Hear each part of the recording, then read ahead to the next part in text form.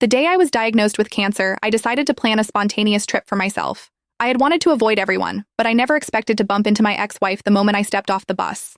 10 years had passed, and neither of us was the same as before. She had washed away the tattoo I'd drawn on her and was now dressed in designer clothes. I, on the other hand, had taken off my wedding ring and was now wearing a urinary catheter. We exchanged a few polite greetings, both of us tactfully avoiding any mention of the past. As we were about to part, Yvonne Grant suddenly spoke.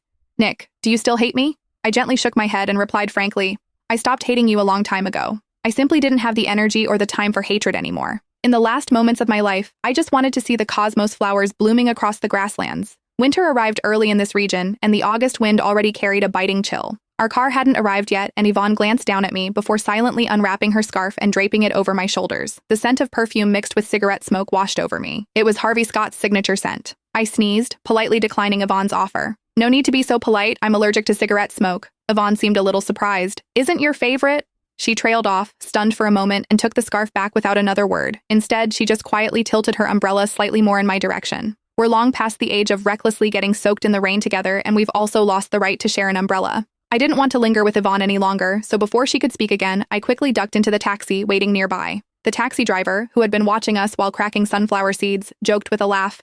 "Hey mate, looks like someone's trying to flirt with you. She's a pretty one. Aren't you going to consider it? She's been looking back at you ever since she left the station until you got into the car." I took 2 pills from my bag and shoved them into my mouth, answering somewhat indistinctly, "No, I'm not considering it. That woman is my ex-wife. We divorced 10 years ago." The driver was taken aback, scratched his head in embarrassment, and deliberately changed the subject. "Oh, I see. Hey buddy, you're here to see the cosmos flowers too, right? It's a shame you didn't come a bit earlier. They're almost all gone." I turned my head to look out the window. The dripping rain blurred Yvonne's retreating figure, and I couldn't see the road ahead clearly. I took a sip of water, suppressing the bitterness in my mouth, and said softly, "I had originally planned to come earlier.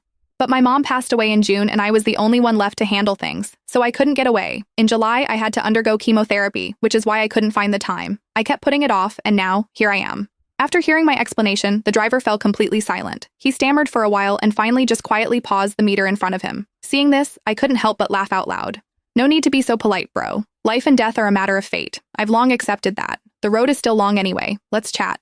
Ever since I got sick, everyone looks at me with pity. They felt sorry that someone my age got struck with this disease and that I have no one by my side to care for me. Actually, I didn't really care anymore. I figured it out when Yvonne and I got divorced that year, that life was just like this. Whether it's good or bad, you have to live it. You didn't get to choose. The driver gave a forced smile and nodded awkwardly. After much hesitation, he cautiously asked, "Well, young man, why did you and your ex-wife get divorced?"